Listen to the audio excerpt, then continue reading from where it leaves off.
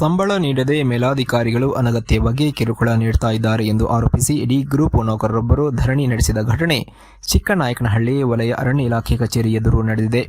D ದರ್ಜೆ ನೌಕರ ರವಿಕುಮಾರ್ ಎಂಬುವರು ಏಕಾಂಗಿಯಾಗಿ ಅರಣ್ಯ ಇಲಾಖೆ ಕಚೇರಿ ಎದುರು ಮಲಗಿ ಪ್ರತಿಭಟನೆ ನಡೆಸಿದ್ದು, ಡಿ ದರ್ಜೆ ನೌಕರನೆಂದು ಮೇಲಾಧಿಕಾರಿಗಳು ಸರಿಯಾಗಿ ನಡೆಸಿಕೊಳ್ಳುತ್ತಿಲ್ಲ ಎಂದು ಅವರು ಆರೋಪಿಸಿದ್ದಾರೆ. ವಲಯ ಅರಣ್ಯ ಕಚೇರಿಯಲ್ಲಿ 5 ವರ್ಷಗಳಿಂದ ಕೆಲಸ ಮಾಡ್ತಿದ್ದೀನಿ, ಆದರೆ ನವೆಂಬರ್ ತಿಂಗಳ ಸಂಬಳ ಕೊಡದೆ ಸತಾಯಿಸ್ತಾ ಇದ್ದಾರೆ ಎಂದು ಅವರು ಆರೋಪಿಸಿದ್ದಾರೆ.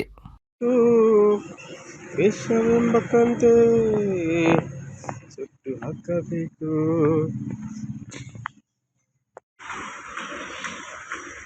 ದೇಶವೆಂಬ ವಿಷವ ಒಮ್ಮೆ ತಿರುಗಿ ನೋಡ.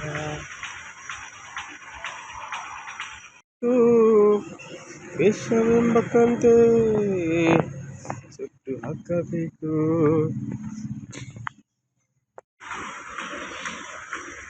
ದೇಶವೆಂಬ ವಿಷವ ಒಮ್ಮೆ ತಿರುಗಿ ನೋಡ.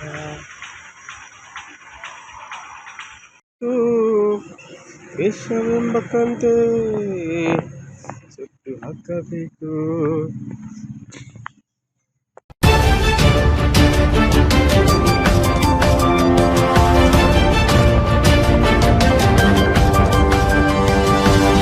Thank you.